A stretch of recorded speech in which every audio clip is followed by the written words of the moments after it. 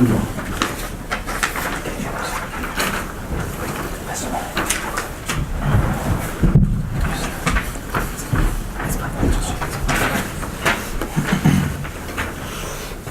الله الرحمن الرحيم الحمد لله رب العالمين والعاقبة للمتقين والصلاة والسلام على سيد المرسلين أما بعد فقد قال عز وجل بعد أعوذ بالله من الشيطان الرجيم بسم الله الرحمن الرحيم لإيلاف قريش إيلافهم رحلة الشتاء والصيف فليعبدوا رب هذا البيت الذي أطعمهم من جوع وآمنهم من خوف. Obviously last week or the last time we had a lesson which was 3 weeks ago now. We had a bit of a break, but we covered Surah Fil, and in detail we went through all of the individual words and how all of the words benefited the overall meaning of the surah. And also generally just a recap of the story of Abraha, who came from Habasha, who came from Abyssinia in order to destroy the Kaaba, and the people of Kaaba, the people of Makkah, were protected. It's a very simple, very famous story which most of us knew. However, there's a few intricate details which we find from the Arabic of the surah which benefited us in a few ways. Obviously following on is Surah Quraysh. And like I mentioned before we started this in the introduction, that these 10 surahs, they're very, very intricately linked. All of them are linked very, very closely to one another. Surah Quraysh, generally what we find is just a discussion of the favors of Allah upon the Quraysh, upon the people of Makkah. How are the people of Makkah benefited from some of the favors of Allah subhanahu wa ta'ala. So Allah subhanahu wa ta'ala, He blessed them in many, many ways. And that's what we saw in even in Surah Fil, there was one blessing of Allah. So this is one way that two surahs interlink. So the main theme of Surah Quraysh is the blessing of Allah on the Quraysh, and even in Surah Fil, it was just one massive blessing of Allah. The people wanted to destroy the Quraysh, destroy the house of Allah, but Allah protected the Quraysh and also His house. So that's one theme which recurs. Also, the way that it comes through the rhyming of the surah, this is something which also is very, very similar, and the way it rhymes is something which everybody can kind of catch on to, the way that both of the surahs rhyme. And that's something which is obviously phonetic. One thing we also know is that at the beginning, if you look at Surah Fil, Allah subhanahu wa ta'ala, He alam tara, He addresses the Prophet sallallahu alaihi wasallam, or more likely He addresses everyone reading the Quran, that did you not see? Did you not see? And then we find in Quraysh, again, He doesn't address the Quraysh, He doesn't talk to the people of Makkah. It's again in the third person. So the Quraysh are spoken about rather than to. So we find that it's also in the third person, but both surahs continue on like that. And there's many things which link together, and we'll find more and more things which link both of the surahs together. And this helps us understand the first surah a bit better. We see how intricate those few details were and how much of a blessing that thing was. And the amount that they are linked together is also found in the lives of the Sahaba radiallahu anhu. We find from Umar radiallahu anhu that he used to sometimes lead the people in Maghrib, and obviously being 3 rakats, so 2 rakats that they used to read loudly. In the first one he would read Surah Teen, وَالتِّينِ وَالزَّيْتُونِ, and in the second one he would recite Surah Fil and then Surah Quraysh together without even Bismillah in the middle. So this shows how closely they consider them connected. And then even Ibn Mas'ud radiallahu anhu had the same view, even though the Sahaba were more than aware that these are two separate individual surahs. So it's not that they weren't aware that these are separate surahs, but the reason that they joined them together is because of how closely they felt that they were connected. So these two Sahaba would do that. And Fakhruddin Razi, in his Tafseer, what he mentions is that there's 2 types of blessings a person can have. One is that a person is saved from a bala, he's saved from some kind of issue, problem, and this happens in Surah Fil very clearly. There's a big problem coming, they're about to be destroyed, Allah saves them. And the other blessing is that the benefit comes, jalbul manfa, that the person is given benefit, is given some kind of reward. So as opposed to being protected, he's given a reward first hand. So this is what happens in Surah Fil, in Surah Quraysh. In this surah, we see that there's a continuous giving of blessings to the Quraysh, and we see how that comes. And even Shawkani, who's certain scholars, they don't believe that the order of the Quran is something which was decided by Allah so much. They believe it was the Sahaba's responsibility. Sahaba radiallahu anhum, they came together and they agreed on this. They had an ijma. So this is very, very firm, the order of the Quran. But not all scholars believe Allah decided this. It wasn't revealed in that way. But Shawkani was one of those scholars who didn't believe that this was from Allah. But even here, when he talks about the link between Fil and Quraysh, even he kind of he goes back a bit. He kind of concedes that there is a very, very strong link, and it's almost as if they must have been revealed one after the other to come like that. So this is one thing, that even those scholars that believe that it wasn't from Allah, even they believe that this particular surah has a very, very close link to each other. And so there's many other links which we'll cover as well. We'll notice them as we go along. But just to start off, so li'ilafi Quraysh. So we'll start off with the lam. There's three separate words here. So we have li'ilaf. So li, then we have ilaf, and then we have Quraysh. So these are the three words that we have. The lam obviously means for, and that's something which is hard to understand right now. Ilaf generally indicates two different things. Generally, ilaf, it's such a love which happens, and as a result of that thing, such a love is caused in the people that the thing was aimed towards, that they immediately fall in love with that thing. So it's a very, very strong thing. Generally, when we have ta'lif, so Allah subhanahu wa ta'ala in the Quran, He talks about ta'lif of the mu'minin, of the Sahaba, that Allah فَبَيْنَ قُلُوبِهِمْ, Allah performed ta'lif. He made all of the Muslims one and united. And we make that dua for ourselves as well. But when that happens, that generally happens over time, and it takes a long period. It doesn't happen overnight. With this kind of ulfa which we have here, ilaf, this refers to such immediate love that because of that one thing, there'll immediately be a complete unity between all of those people. Now, what we're talking about here is that this ilaf causes such a love in the hearts of the Quraysh. The Quraysh's hearts should be softened to such an extent that they start worshipping Allah, they start recognizing Allah, and they start having a love for Allah subhanahu wa ta'ala. And the reason for that is because of the blessings. So Allah has given loads of blessings. What was the blessing from before? That He protected them from the people of the elephant. So this is a massive blessing which Allah gave them. So as a result of this great blessing, how come these people still don't start worshipping Allah? This is the question. So their heart should be softened to that extent that immediately they start loving Allah. However, because that doesn't happen, that's why it's mentioned here. And also, this is one of the main meanings which we can have, which is basically the convenience of the Quraysh. The Quraysh have been given so many blessings. Why are they still not connected to Allah? How come their hearts haven't become soft? That's the first meaning. And the second meaning which we see on our sheets as well is the covenants which the people of the Quraysh had. So the Quraysh, what they had was, as we learn in our background of Surah Fil, is that when the Quraysh initially, they went around and they made loads of covenants, loads of agreements, loads of trade deals, so to speak. We all know what they are now because of Brexit.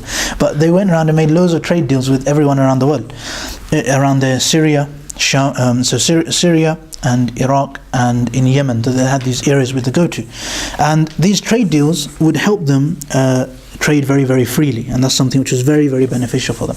Now, a result of this was, before, you remember when the people of Elephants, when they were coming to destroy the Kaaba, their aim was to remove all of their trade deals so that Yemen could again become an economic markas, almost the economic center. But because the Kaaba was protected, as a result of that, they were unable to take back the monopoly of economics. So that's why the Kaaba kept all these trade deals, and this was again a result of that blessing of Allah immediately. So that's another thing which ilaf can indicate upon. These covenants which Allah has given to the Quraysh, this is that great blessing. And now, like I mentioned at the beginning, it might have sounded a bit confusing. We've got a lam at the beginning which says, and this is how the surah starts. This is why a lot of scholars agree that there's a very intricate link, because you don't usually start a sentence with the word for. So usually say, I'm doing this for this purpose. You don't say for this. So this is how this surah starts, with the lam. So even in English we can understand it's a little bit confusing. So why is that lam there? What is the thing that this thing is done for, so to speak? So there's three different reasons. One, the simplest explanation is that it follows on directly from the surah before. So the reason that the Kaaba was protected and the people of the elephants were destroyed and all of these blessings were given was for the covenants of the Quraysh, so that they could keep their economic prosperity. Or for, if we can take both meanings of ilaf. So ilaf had two meanings. One is the softening of the hearts of the Quraysh, and one is their covenants. So either is for the softening of their hearts or for their convenience and for their covenants. So that's the whole reason why the surah before happened. That's what we can say. That's the first reason.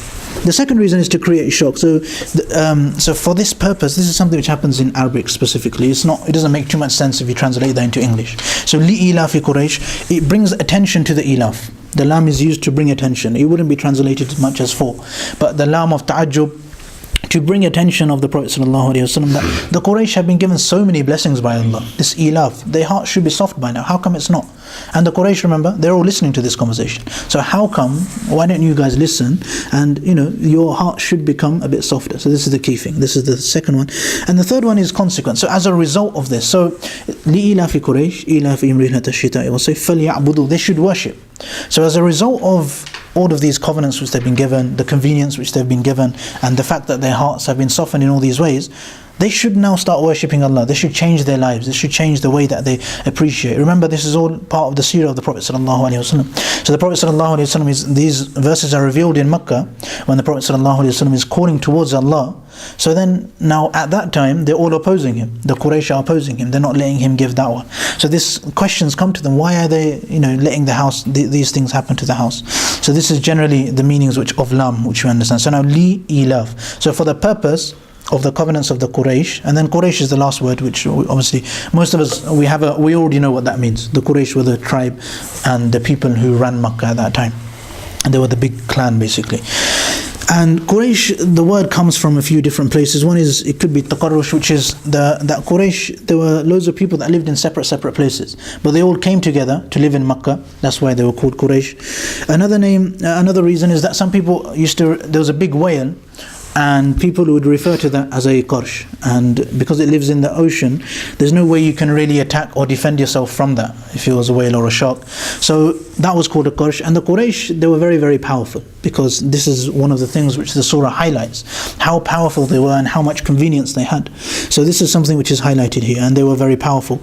And the third meaning of Quraysh is just people who work hard, people who trade, people who go around and earn a livelihood, and that's something which the Quraysh would do. And this is the key thing. So li ilafi Quraysh, this is what we learned. Now, if all of these were to relate to the surah before, there's just a few bullet points at the bottom. What they indicate, these 4 bullet points, is just a recap of how the first surah, because of everything happening in that first surah, because of the house being protected, these are the benefits that the Quraysh directly had. And the covenants of the Quraysh were protected because of that. So now when the people of Yemen tried to destroy Quraysh and they failed, people now value the Quraysh more. They have a bit of, almost a bit scared of the Quraysh. And their sanctity and their authority is it's proven and it's legitimized. So before, people might have thought, they own the house of Allah and they run the house of Allah. But are they really, are they sacred? Are they honorable in any way? And this proves it. When you have a miraculous event, then that proves how legitimate they are, how that really is the house of Allah. That's something which proved it to everybody else. So everybody else became a bit more scared of them. And what this really does for people is the Quraysh now, they're in a very, very strong position economically. They don't always have to trade, but they've got a very, very strong trade deal, so they can go and trade kind of very freely. They don't have to worry about other people too much. And pilgrimage happens, so everybody comes for Hajj to the Kaaba. They have tourists, and that's a big industry as well. So all of these benefits they have because of the house being protected. So this is a following on. So as a result of Surah Fil, then here we have the covenants of the Quraysh are protected, and their hearts should really be softened because of all of these benefits. And then moving on to the next ayah, ilafihim rihlat ash-shita'i was-sayf. Again, we notice the same word at the beginning. Ilaf is the same word. Ilafihim, their covenants. Again, it refers to exactly the same thing. So why is it repeated? One of the main reasons is to draw attention to the fact that these ilaf are such amazing things. These are what give the Quraysh their power. This is what makes them so, their life so easy. This is what makes their life easy for them, and it makes it easy for them to travel around because of all of the benefits which have been given to them. And also, another reason why it's brought again is because initially the ilaf could have indicated on a variety of things, but here the ilaf is now restricted by what comes next. So ilafihim, then we have rihlat ash-shita'i was-sayf. So the ilaf refers to those things which soften the hearts of the Quraysh, but here that particular ilaf is going to be the rihla of shita and shayf, which we'll come to in a minute. So here the ilaf is more specific, and the first ilaf was general. First it was and now it's khas, as we say in Arabic. And rihla generally is used for traveling. So rihlat ash-shita'i was-sayf. So now we're talking about what kind of rihla they were doing. Now rihla, there's many different words, as we know. Most of us know the word safar, which is used in our Urdu and other languages as well. But the rihla, it means a long safar, and usually when you have quite a lot of luggage with you. Now this is an extra blessing when you're allowed, especially in those times when they went for traveling. They didn't have a a coach with a boot at the bottom, or they didn't have a car with a boot, and they couldn't hide things inside. There wasn't much privacy when you're traveling. You're on a camel, and if you're trading goods, they're all also going to be on the camel, just like you are. If you see somebody with just a camel and just riding a camel, then to rob him means you'll attain a camel, and that's it. But usually a rihla is to take your luggage with you. So you're going to have your camels and your horses and all of your animals, and also all of your luggage on top. That makes you much more prone to being attacked. So if you've got a lot of luggage, then somebody will want to attack you more. This is the main reason why rihlat ash-shita'i wa sayf, rihla becomes a much bigger blessing. So a normal person traveling is not likely to be attacked, but the Quraysh were allowed to take all of their luggage and openly travel and still not get attacked. So that's how intense their blessing was. That's why this blessing becomes more. That's why it's repeated.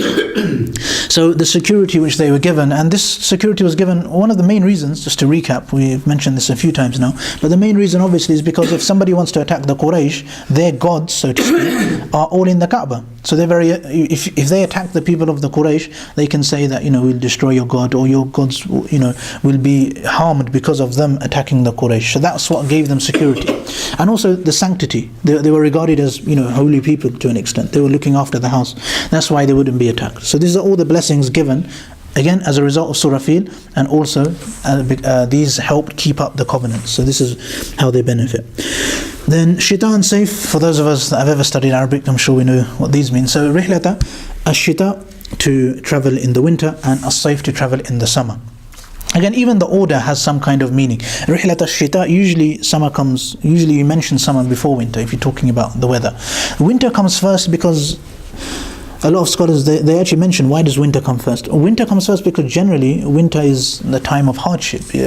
All your harvesting happens in the autumn, after the summer. Summer is the time of prosperity, when the crops are growing, the dates are ripening, and the ease is coming. And winter is generally harder. So because of that, by mentioning shita, so if the Quraysh had it such that they could travel even in the winter and in the summer, all year round they were free to travel. Whereas other people would be robbed and looted and have to pay tax and tolls, which is something which the Quraysh were exempt from because of the status which Allah had granted them. And they had access to everything, so they could go to wherever they wanted, meaning that out of season things would be available to the Quraysh throughout the year, and to the people of Makkah. So that benefited the people of Makkah a lot. So Rihlat ash-Shita'i was, again, this is one of the greatest blessings that they have, and there's so many things that they benefit from here because of traveling in this time. And the economy, once the economy is boosted, it benefits the lives of everybody living in that area. So the whole of the Quraysh benefited from this. And this is why this ilaf, the word is brought again. The repetition happens because this is the greatest blessing. Now, following on from this, so remember before, the first ilaf, li ilafi Quraysh, it could be quite a few blessings. It could be everything. And most likely is referring to the surah before, which is the blessing of the house being protected. Here now, by bringing the ilaf again, we've now got a specific ilaf. And this specific ilaf is the ability to travel freely in the summer and winter with all your luggage on your back. This is basically what it summarizes as. So as a result of this blessing, now we have the next verse, which is فَلْيَعْبُدُوا رَبَّ هَذَا الْبَيْتِ. So as a result of this great blessing which Allah has given you, you should now worship the Lord of this house. Now, one thing which we mentioned last 3 weeks ago when we had our lesson is that when you have a Lord of a house, then in Surah Fil, the whole story evolves around the house. It evolves around the Kaaba. But Allah subhanahu wa ta'ala, He never mentions the Kaaba inside Surah Fil. So Allah subhanahu wa ta'ala, He refers to Himself as Rabbuka. Remember, He's talking to the Prophet sallallahu alaihi wasallam, or He's talking to us. So He says Rabbuka as in the Rabb of the Prophet sallallahu alaihi wasallam, or our Rabb. That's how He addresses us. Here, when He refers to Himself, He doesn't say our Rabb. He refers to Himself as it says here, Rabba hadha al-bayt. So the Lord of this house. So now, again, the fa at the beginning, fa in English it translates as so. As in, we could lengthen it and say as a result of. So because of this ilaf, because of this blessing, as a result of this, يَعْبُدُوا هَذَا الْبَيْتِ, they should worship the Lord of this house. And this, obviously, all of the blessings which you've had so far, as a result of all of them, this is what should now happen. This is what the people of Makkah should now do. And all of the blessings which they've been given before, even you could take the blessing of Surah Fil, and even as a result of that, this is what they should now be doing. They should be worshipping the Lord of Allah. And now Allah subhanahu wa ta'ala, He indicates upon the house as well. There's lots of reasons why He indicates to the house. This the house itself is a blessing. It's because of the house, as I mentioned, that the Quraysh have all their freedoms. And it's because of the house that the Quraysh were protected from Abraham. So Allah is protecting His house. If there wasn't any value to the house wouldn't have been protected. So it's because of the house that the miracle happened. Now, when that miracle occurred, the whole of the Arabian Peninsula recognized them as a force to be reckoned with. That, so to speak, Allah is on their side. That they are right. They're in the right. They're doing the right thing because they're worshipping Allah. And this house is so important to Allah that He's going to come and destroy an entire army because of this house. So this is how valuable the house is. So the house gives them value. The house increases their value. And then because the house is respected by everybody, nobody wants the people of the house to be harmed because of them. Because if you harm them, then they may go back to the house, and then harming them is almost like harming the people of the house, harming the house itself, and harming the religion. So people had them in very, very high regard, again because of the house. So then when Allah says Hadal Bayt, He refers to the house. And Allah says, we've given the Quraysh the house. Such a great blessing. They have the honor of looking after the house. So Allah has given them that. And then because of this, they have all of the worldly benefits of the covenants. And this is what Allah subhanahu wa ta'ala tries to indicate upon here. So, فَلِيَعْبُدُوا. So as a result of all of these blessings, all of the people of the Quraysh should now worship Allah.